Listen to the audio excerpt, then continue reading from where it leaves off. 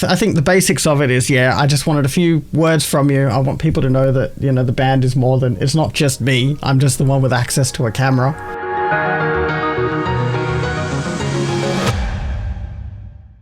So Ryan, you were saying like people are surprised you were in another band at all. Yeah.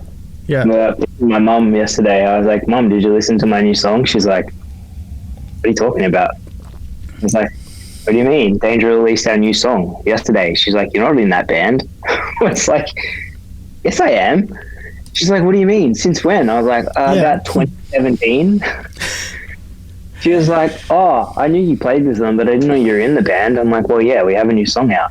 Like, well, that's the thing. We just like, I don't know. I think there was that period of time where everything was so unstable and members were coming in and out. None of us really knew what we wanted. So we just never announced anything. And but what held me back is like everything felt so MySpace back then. Like it felt like everything had to be this curated press release. It had to be like an official photo with the band members all together in an official edited photo, and then you had to make an official announcement like you were the Queen of England. It's still like that, to be fair. It's still like that, and I think it shouldn't be. And I think that's one of the strategies I'm coming at with the band at the moment, because I'm like, we're not playing live shows, so I can't post photos. There's no tours to announce, so I was like, I got to fill that voice. So I'm thinking like, if I can bridge that gap between YouTuber and band, because like bands aren't good YouTubers and YouTubers aren't good bands. Like they're completely different skill sets, and I don't know. I'll see what I can do, but my goal is to somehow bridge that gap. Yeah, I mean, we've had pretty good stream count so far, and people are interacting with the videos too. It is surprising. Like everything's real. Nothing's paid. I'm not boosting anything. I think I put like $5 on just that one post, just the one initial post, and that's it. Like I'm putting very little money down, if not nothing at all. Yeah. Yeah. I honestly like forgot about it until like the day, and I was like, I think Prison is meant to come out today, and that's fair. Like when I was on the phone to Lee when I was putting it up, and we were just like, what's the minimum release window? And it was like 3 days or something. And I was like, let's just pick a number we like. I like the number 24. Let's put it out on the 24th. Yeah. 24th of the 4th, 24. Yeah, that was the point. It was like 240424. Damn, I only heard about it yesterday. Yeah. If you're into your numerology, that probably means something. Probably. Probably. One of my friends messaged me, was like, oh, I heard the new track. Sounds cool, man. Like, it sounds good. And I was like, oh, check it out. How did you feel? Because you've been here for the whole 10 years. How did you feel like just seeing it exist as a finished piece finally? Now, well, I mean, like, back when we first recorded, I was really like excited about the song and like some of the vocal parts. And then, I was pretty keen to get that out because I felt like my vocals were a little bit different. And then, I guess like it's been such a long time that like when it finally did release, it's super outdated for me. Like, it would be. Even since we like recorded my parts. Yeah, it's like to us this is just so old, right? Like so fucking old. It feels so old for me, and we recorded it like 18 months ago. That's it. Like it was actually 18 months ago. It sat on my hard drive for longer than a year because it took me a year to even get around to making the video for it. Yeah. And like even since we did my vocals, like my vocals have changed since then too. Yeah. So it'd be interesting to see like what we could come up with.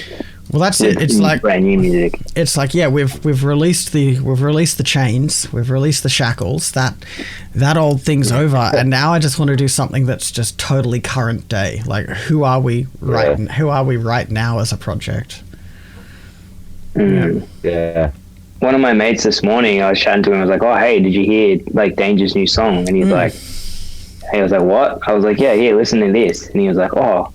He's like, he sent me a message back and it was like all capitals. He's like, "Yo, this is sick." And then he was like, "Oh, it's giving me like anime AMV vibes." That's fair. That's a fair assessment. I'm hearing like video game vibes and stuff like that about the song, and they could be the artwork as well. The artwork feels very gamey. Yeah. He's like, it's sick as fuck. Gonna be jamming this all week. Yeah. Does anyone play video games? Yeah. I just finished playing Star Wars Jedi Academy. Mm-hmm. Oh, that's sick. Maybe we should just have that as a film clip. We'll just do we'll just do Twitch streams where we dropping boys, and that'll be our film clips. Oh yeah, and what is it, Alan? Because I've been trying to go by like the meaning of the song. You know, being trapped as a prisoner in your own mind. Have you got anything to sort of expand on the actual meaning of the lyrics? What it meant to you at the time?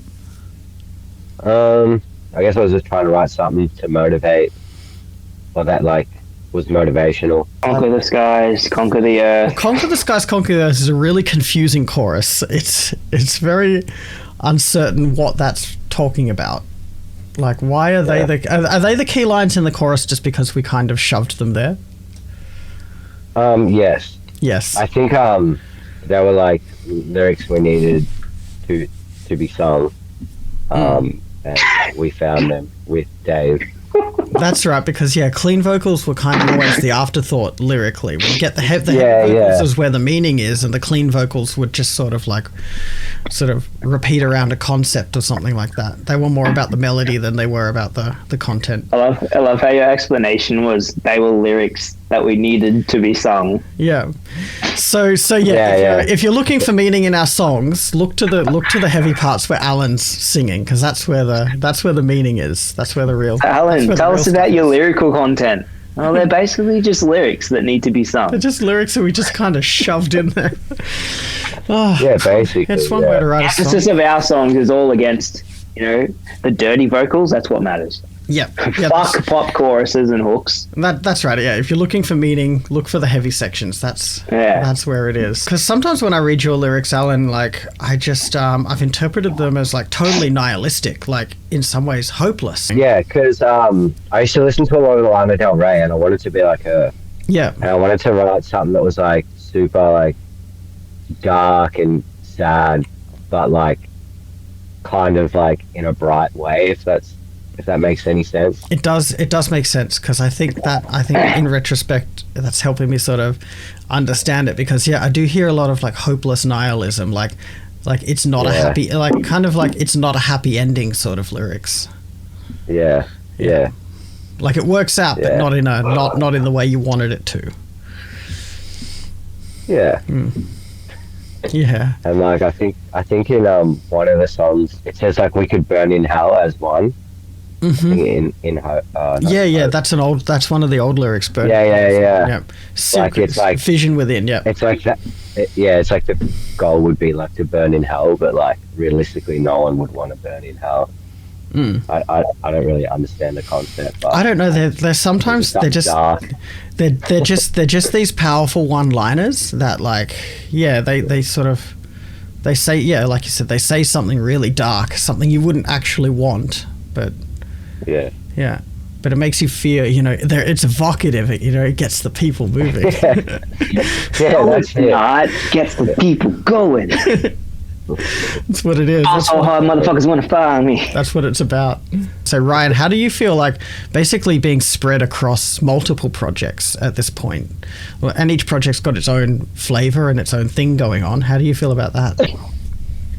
I guess for me, like, as a clean vocalist personally, even though like a lot of like our older stuff from like the Darkened EP and stuff, obviously I'm not on that EP, but like when we used to play it was like a lot of my high belting register kind of stuff. And I think since then I've like obviously taken a lot more control of my voice and understand how it works a lot more, to the point where I've obviously got my pop stuff, which touches a completely different register of my voice, and then I've got TMB, which is way more like high velocity belting.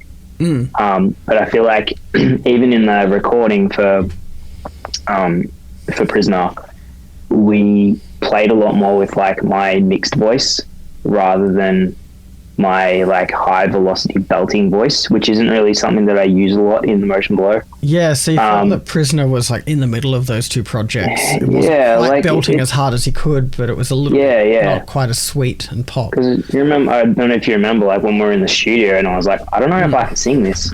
Yeah. Like, this is high. And then Chris was like, no, you'll be right. And then I did it like with ease. But I think it was because I was leaning more into my mixed voice rather than belting. Mm-hmm. So it was a lot easier for me to get those higher notes out. Yeah. And if you listen to it, like if you put like Prisoner side by side to something like Color in the Grey, like the differences like in the tonality and the timbre of my voice and stuff are completely different, even though they're both very much up in that higher register.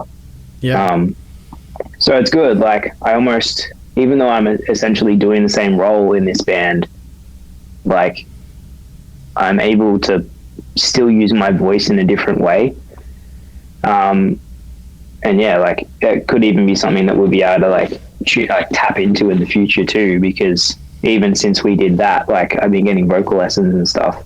Yeah. And like I've improved in a couple of ways, but one of them is like I've increased my top range by 2 semitones. The top note of my register is now a C#5, which is like pretty high for a tenor. Yeah. And I've also like started to, I'm sure I would have told you guys when I saw you, but I have a lot better grasp over like harsh vocals now as well, and adding distortion to my vocals too. Yeah. So it might be something that Allan and I can like really screw around with and play off each other in like future music. Yeah, and I'm excited to write songs that are specifically tailored to you, because Prisoner wasn't written for you. Yeah. So that was the problem. You just kind of had to fit into an existing role.